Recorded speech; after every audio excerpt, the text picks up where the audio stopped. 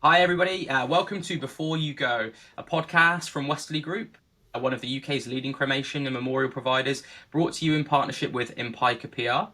I'm Matthew Brook, and I'll be your host as we open up honest, down-to-earth conversations about death, grief, and the way that we remember. If you find these conversations helpful, make sure to follow, share, and join us for future episodes, because before you go, it's worth talking about. Today, we're exploring the world of traditional memorials, not just stones and inscriptions, but what they mean to families, how the industry is changing, and what happens when that sense of permanence is lost. We're joined by Duncan Reynolds. He's the managing director of Odlings in Hull, a wholesale masonry business that's been operating for over 150 years. And actually, we have the good fortune of having them supply the Westerly Group at present. And Duncan's company sits at the heart of the memorial supply chain. We'll talk all about it. They support over 500 organisations and help tens of thousands of families each year, and often without them even really knowing that Odlings are involved in that process. We're going to talk about ethical sourcing, to kind of a little bit the rise of unattended cremations, and we'll talk about what's being remembered and what's being left behind. So Duncan, welcome to the podcast. Thank you very much. It's absolutely fantastic to have you. Let's start with the basics. For those that maybe aren't aware, what is a traditional memorial and what role does it play in bereavement care today? Well, a traditional memorial, I think people will have a good view of a church cemetery or a crematorium. You walk into it and you see rows of granite, stone memorials. Often people won't know what they're made out of, but in a churchyard they're often made out of sandstones and limestones. In a cemetery they're often made out of granite. In terms of what are they for, I think they are for the family that has been left behind, the family who are grieving the passing of a loved one. They're not for the person who's passed away, which is a traditionally held view. My memorial, the question is, what would you like me to do? What sort of memorial would you like? Somebody go, well, I don't mind, you do what you like. But actually, it's not for that person. It's a grieving point. It's a centre for people to use, to be able to come, to look at the stone and to use that as a point to channel your grief. And I think that is absolutely fundamental as to what traditional memorials about. When you ask that question, there's definitely not a right or a wrong answer, because there's a lot of people that have that same belief that actually it's for the people behind to remember their loved one. Actually, that also applies to funerals as well. A lot of people go, well, who is the funeral for? Is it for the recently deceased? Is it for their loved one, or is it for the family that left behind to allow them to remember in a way that's appropriate for them? So, I think this is a question that I hope is going to be asked more and more. Obviously, people are reticent about talking about grief, but I would love for people to actually start asking the question within families about, what would you like in terms of a memorial? And then they're not asking the person who's passing away, they're asking the family. Okay, so when your father passes away, what sort of memorial would you like? What will help you in the grieving process? Would you like to go to a cemetery or crematorium? All of these questions, they're a family question and they should be taken together as a family. yeah, I mean, I completely agree. I mean, it's one of the main purposes of doing this podcast for the public, is to try and encourage people to talk about those sorts of things, and in a way about trying to make a really difficult period of time a little bit clearer. I won't say easier, because I don't think that's the right terminology, but I'll say a bit clearer, because actually when someone does pass and you're trying to work through a whole range of emotions, actually having a little bit of clarity from the people, from the person that has sadly parted, can actually be a really, really beneficial thing, not just in that moment, but actually to the whole grieving process, and a long-term positive remembrance, which is very much where memorialisation and Odlings play that huge role in allowing families to remember in a positive way for the long term. And on that, Odlings, and I should also mention that you, as part of that group, you have the Columbaria company as well. Odlings focus on the cemetery side, and Columbaria company focus predominantly on the cremation side. You supply literally 500 organisations, tens of thousands of families a year, often without them knowing that you're at the heart of it. How does it feel knowing that your work touches so many families? I think it's amazing, and I think when you walk around a cemetery, which I very sadly do quite often, especially on holidays in fact, you look at stones and you wonder where they're from, and they are for a family, they're for somebody who's passed away. But often we have no idea where our stones are going. We're a wholesaler. So we will manufacture the stone, we will have it manufactured, we will put a lot of the design work on a stone, not necessarily a stone, any sort of memorial.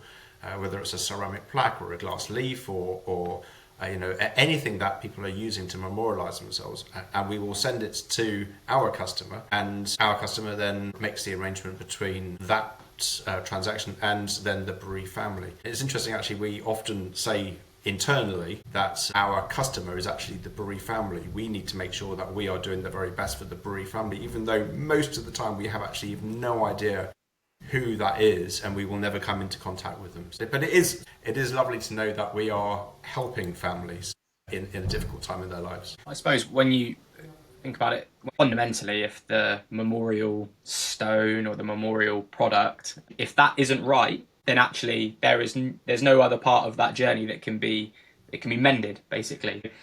You play a really pivotal role in making sure that obviously everything goes as to plan for the long term for the family. That's right. So we see sometimes it can take a very long time to get from the start of choosing a memorial to the finish, partly because the family knows that this is one of the last things that they will do for that person, and as it is part of the grieving process, they find it very difficult because they know that when the process is finished, then really that is the end of the grieving process in terms of buying the memorial. And some families find that very, very difficult, and it doesn't really matter too much, actually, so long as the family are getting what they want at the end of the day.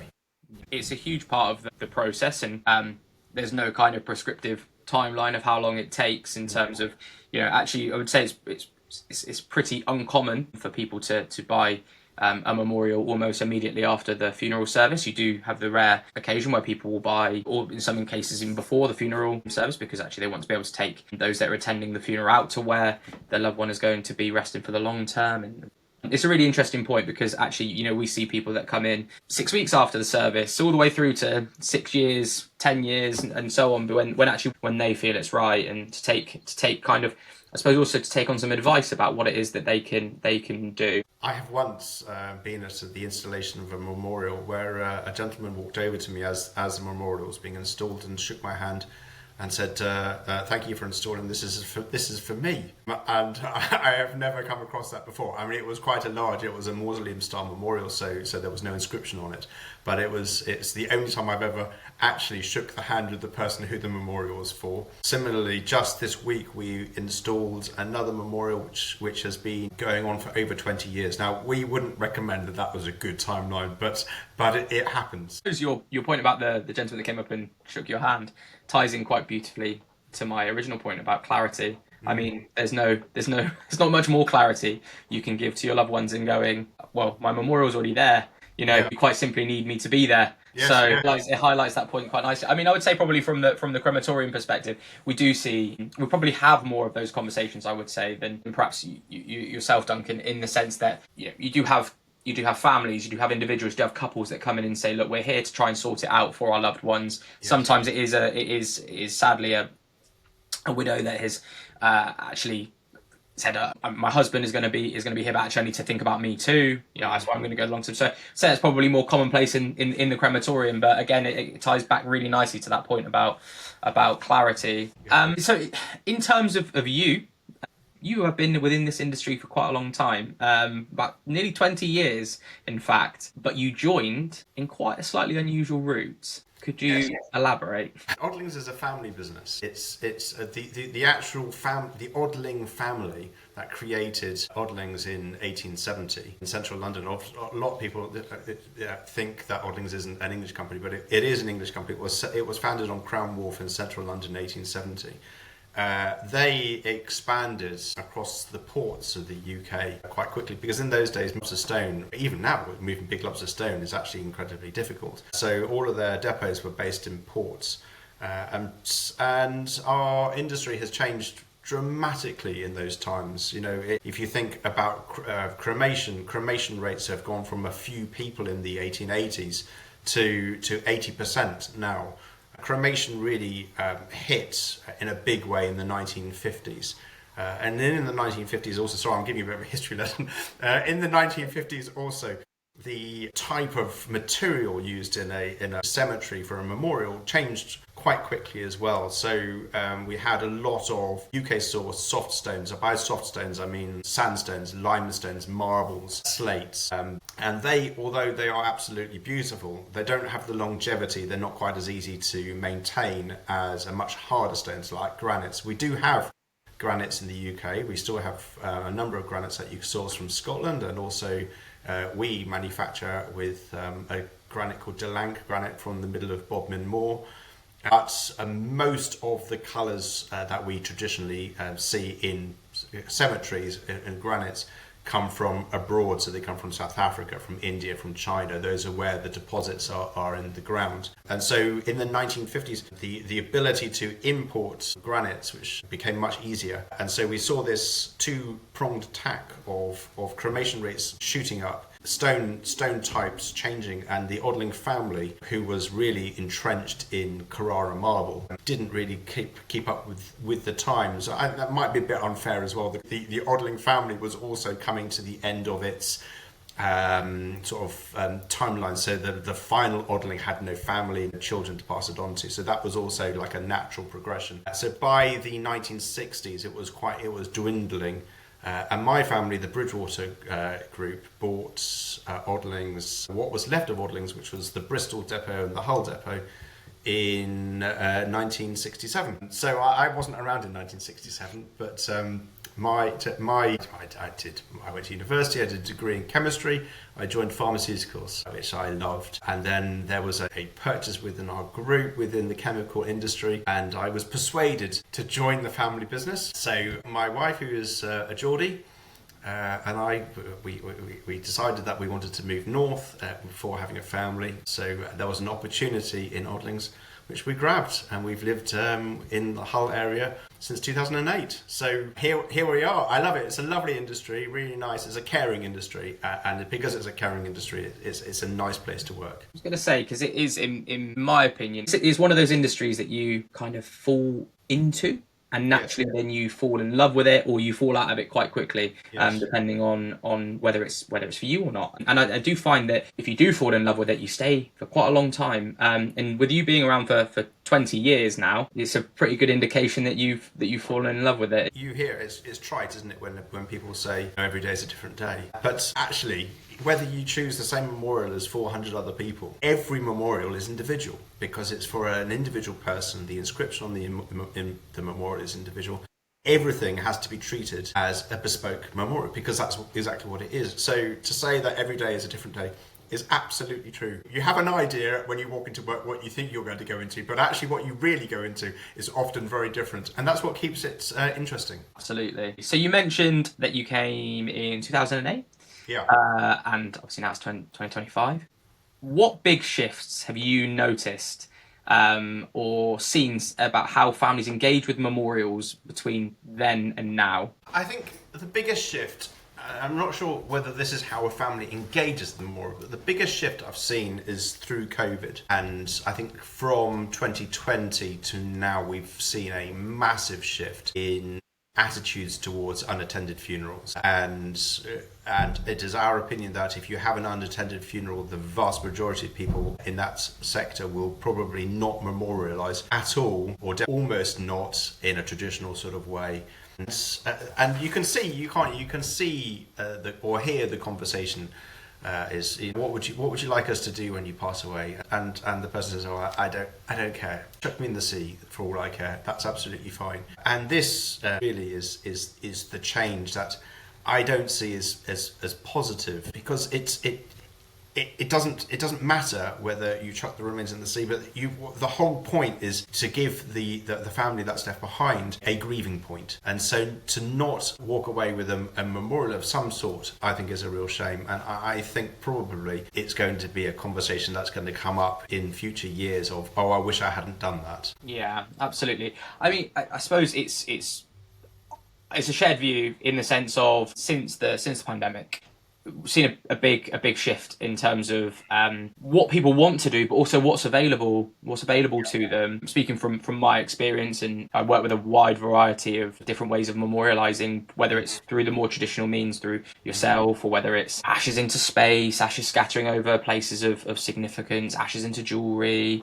ashes into vinyl. Like, there's this kind of, we're in a place now where it almost seems like absolutely everything is possible. My personal view is that is a positive place to be, but that's just from a sense of having something or somewhere where you can go to remember. You can have that long-term positive remembrance. And it might be that it's from somewhere where you were a child and actually got great memories there and all those sorts of things. And I think that's incredibly powerful. My own personal view is that it's more so for those that are not having the opportunity to say goodbye what I would call properly, in terms of having a funeral service, although respectful of all decisions that families make. And then cremated remains of loved ones are then going home, and there is nowhere for them. And I think that is the real challenge, in that does that allow a family to ever really have the closure that they would want? And how long does that take to kind of come back round to make them feel that perhaps now the time is to do something with it? With the cremated remains, that I think is the wider challenge. Yeah, and also, although on a much lesser point, but in terms of the future and genealogy, when people go and they try to research their family background and their family trees, and one of the first places you go to is to go to cemeteries to say, okay, this is my great grandfather. And if there is nothing there, then there's nothing to find. And I think that's also difficult, not just for the immediate family that you leave behind, but also the future family going forwards as well. You mentioned a bit about the origin of granite and those harder stone. I guess one of the big challenges is the journey of the granites. You're going to have to stop me, but I think if my understanding is correct, that a lot of the darker stones in particular tend to go through India and China in terms of as their places of origin where a lot of the work is undertaken on granite memorials, but a good amount actually come from Scandinavia and are transported over to India and China, and then it makes its way over to wherever in Europe it may indeed need to go. Now, again, please correct me if I'm wrong, but I think you've developed an app that's focused on ethical purchasing and supply chain standards. Can you tell us how that works? It's particularly focused on ethical purchasing. So it's really focusing on doing what we can do to make sure that the environment in which the staff who make our memorials operate. You see on the news and on the radio, not every day, thankfully, but you hear of even multinational billion-dollar companies struggling with modern-day slavery, ethical sourcing queries. So it is an incredibly difficult area to monitor. And our industry actually is an incredibly small industry, so we don't have the billions of dollars to invest in it. So what I wanted to do is I wanted to make sure that the people who are making our memorials are making them in a safe environment, but not just safe in terms of traditional safe, like, making sure that you're not hurt, but also a safe environment. So in terms of, if you have the freedom to come and go as you choose, not you can't just turn up to work when you want, but be employed or not employed as you choose. The freedom to be able to join a union, to make suggestions to management without fear of reprisals, to make sure that you have the freedom to be paid correctly and appropriately. And what it does is it allows, first of all, it works on an audit process. And I know that audit processes are not the best way of doing it. The best way of doing this is to have somebody on the ground the whole time. But that, unfortunately, in our industry is cost prohibitive. So ours is on an audit process. So to begin with, we have a policy document that we have given to all of our suppliers to say, this is how we would like you to operate. This is how we would like you to treat your workers. And then there's a series of questions within our policy which asks the question: how do you ensure that you're engaging in age-appropriate staff? Those sorts of questions. Is there freedom of joining a union? Again, there's a whole list of questions. And our app gives us the ability to batch the questions and the answers to and forth until we're happy with what they're answering. We're happy with that they are saying exactly how their company is operated. Once all of that is finished, we then have our own audit, which we're calling a validation audit. So when we go over to specifically China and India, which we do multiple times a year, where we try to make sure it's at least twice, if not 3 times a year, we will take a proportion of the self-certification audit and we will validate it against what we've seen. So if we say want to talk about safety of the worker in the workplace, then we will look for specific things like are they wearing appropriate PPE, what are the noise levels like, what are the dust levels like, and we will validate with photos what we've seen, just to say yes, we're happy with that. I think this process is, as I said at the beginning, is a difficult process. It's actually a very iterative process. We are not saying that we have the answer. Absolutely not. What we are saying is that we know where we want to get to, and we want to work with our suppliers to get to those places.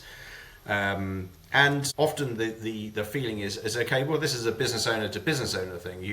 You tell the business owner, this is what we want you to do, and they just go ahead and implement it. Well, often actually it's not that. Often it's an attitude towards the staff. So it might be that members of staff don't like to wear ear defence, and it's an education process. It's a process to tell them why they need to be wearing ear defence, because at some point in their lives they don't want to be deaf. And actually we don't want them to be deaf either. We want them to make our products in the safest way possible. So that really is our ethical sourcing section. There is another side to it as well, where our supplier then has their own audit in order to then look at their supply chain. Again, it's a matter of trying to influence without authority. We have no authority in China or in India, but we're trying to influence the way that they are operating to make sure that they're operating to a standard that we're happy with. So that really is what it's all about. I think that's pretty fantastic, to be honest with you, to be able to try and go as far back into the chain as you possibly can in order to make sure that the right behaviours are there and the right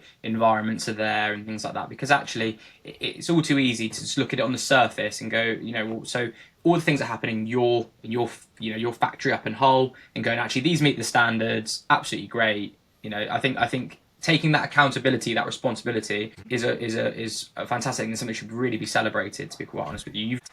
What is, in your opinion, what is the biggest misconception that you think the public that may have about memorials or memorialisation in general at this current time? Okay, well, I think there's a couple of misconceptions. One is that, I don't want to stack that stone if it's from China. You're buying it from China because it's the cheapest place to get it. Absolutely not. We're buying it from China because that's where the stone comes out of the ground. Most of the time. You've touched on where that's not the case. If we are buying stones from China which were quarried in Scandinavia, for instance, in that situation, it's because it is the most cost-effective way of actually manufacturing the memorial.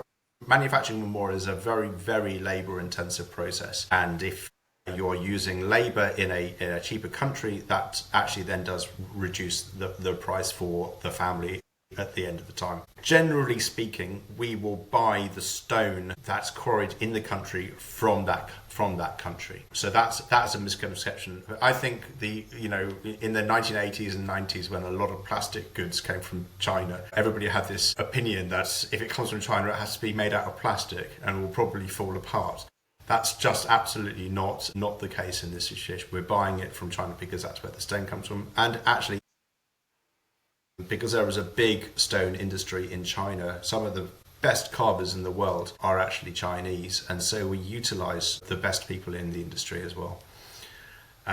So, I mean, I guess that naturally leads on to, there is a misconception about memorials, perhaps their origin and things like that. What do you think we, and when I say we, the collective, we as a sector, can do to help families understand the memorial options that they have? I actually think crematorium staff, funeral arrangers, monumental masons, I actually think they're really very good at guiding families in incredibly difficult situations. For the most part, the average adult will only ever buy one memorial in their lives. That's an average. I accept that some people have to do more than that. But generally speaking, for the person who is buying a memorial, this is the first time that they've ever done it. And it's daunting, that you don't generally know very much about it, and there's a temptation to say, I don't know, I'll just have one of those, please, and that doesn't always meet really what it is that they want. So no, I actually think the advice given to families is actually very good. I think the only thing I would suggest is that people don't rush into it. I think give the funeral a chance to subside and for you to really absorb the enormity of what's happened, and then really think about how do you best want to memorialise this person, and then go and talk to somebody and get some advice and listen to what they say. No pressure environment is pivotal, really. Again, I can only speak from the Westerly Group perspective, and it's an actively encouraged thing that actually, you know, you dedicate that time. You know, we have memorial advisors at all of our sites where they literally have that time to sit with a family and go through everything about that individual and what was important to them, and to understand what would work for them.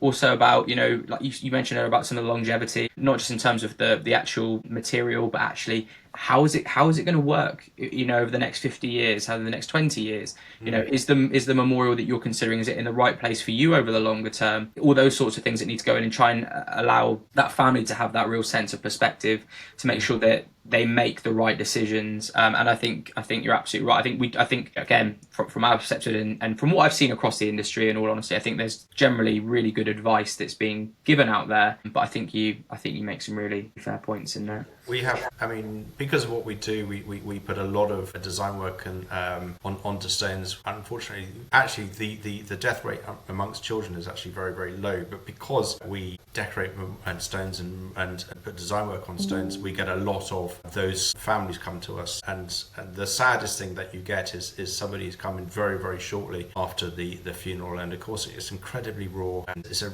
very, very difficult time. And we will always suggest to them that actually they don't buy something, then that they will go away, think about it and come back, even if it's in 3 or 4 weeks time, but just take that time for themselves. Personalisation. Odlings personalisation is just utterly staggering. The quality, I've never seen anything like it. I've had the good fortune of being able to visit you guys up in Hull on a number of occasions, and every single time we go and we see the artists, of which there is always a great number of them working on memorials at any one time. Everything's done by hand.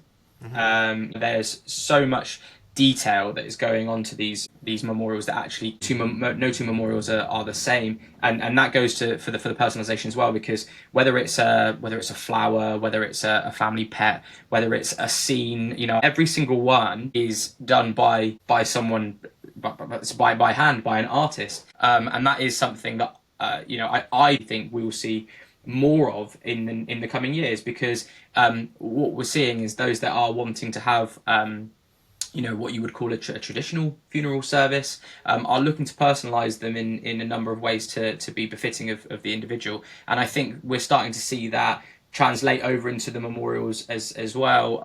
So that leads me on quite nicely to ask you what you think we're likely to see change in the next 5 to 10 years. You know, do you think that tradition will continue as it is now, or do you think that we'll see something slightly different? No, I think if a family is looking for a traditional memorial, I think tradition will continue. I do think people are being much more creative about the design work that they're being asked to put onto a memorial. I think that's because, you know, we've got the internet, we've got much better access to storing photos. If people want portrait work putting on the stone, or they want pictures of workplaces that people have wanted to put on, people are thinking about how they want to do it. And so I think that will expand. I think in terms of the more contemporary memorial, I mean, the sky's the limit, as you've already said. I mean, there's all sorts of areas that we don't get involved in, but even within, you know, a wholesale monumental masonry company, we're developing memorials out of corten steel, out of glass, out of ceramics, out of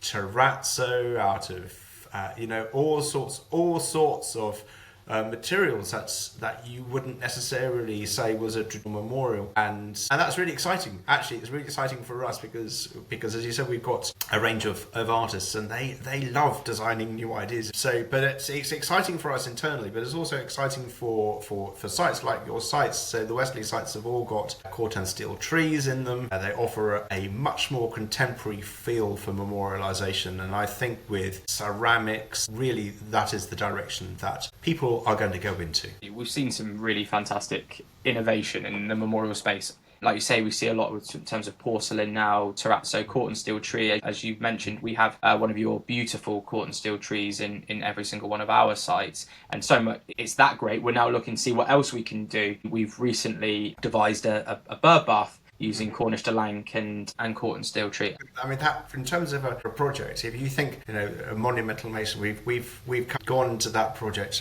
and we've had the freedom to design, something completely bespoke. You start with a plain piece of paper and go, what do you want this to feel like? What do you want it to look like? What are you trying to get in terms of an industrial feel to a traditional memorial feel, and just try to bring all the elements together. It's very, very exciting. And that, I think, is something that is where the alignment between Odlings and the family are, because actually that is the question. What is it that you're looking for, and how can we help you achieve that? And I think that kind of in itself encompasses everything that Odlings as an organisation is about in terms of supporting families for the long term. Absolutely, yeah. What does a meaningful farewell mean to you personally, Duncan? That's a good question. Actually, my son asked me that the other day. We actually asked my wife and I at the dinner table. So he said, "Well, so you work in the memorial industry. What do you want?" First of all, he said, "Have you written a will?" I thought, "Oh, where's this going?" And actually, my wife and I want completely different things. And I think probably this is something that families around the country have to deal with. So I've said, well, look, I would prefer to be buried. I would like a memorial stone, and I would like to know that is where I'm going to be. If somebody wants to find me, that's where I'm going to be. Whereas my wife likes the idea of being cremated. But the two can work hand in hand. Just because you're cremated doesn't mean to say you can't have a traditional memorial stone. It doesn't mean to say you can't be scattered around the area, or even buried in an urn with the casket. So there's all sorts of opportunities. But if you're asking me personally, that's what I'd like. But maybe because I see memorials every day, but I would like a really nice black stone. Before you go, Duncan, what is one thing that you would like listeners to take away from this conversation? Regardless of how you do it, it doesn't matter. But I would always say memorialise in some way. Give your family a focus, a place to go back to, something to look at, somewhere to be able to grieve in the short term, but also a place to go back and say, yes, this was my great-grandfather. Don't miss on that opportunity, but you've got that opportunity at any point. If people want to find out a little bit more about Odlings, it's www.odlings.co.uk and www.thecolumbariercompany.co.uk. If you want to have a look at it and see a little bit about kind of some of the memorials that both of those organisations have to offer, but also it does give you a little bit of a glimpse into how they are made. So a fantastic source of information. That brings us to the end of this episode of Before You Go. A huge thank you to Duncan Reynolds for joining us and sharing his perspective on the evolving role of traditional memorials and why having a place to remember really matters. If today's conversation has got you thinking, we'd love it if you'd share it with someone who might benefit. And don't forget to follow the podcast for more honest, down-to-earth conversations about death, grief, and the way that we remember. Thanks for listening, and remember, before you go, it's worth talking about.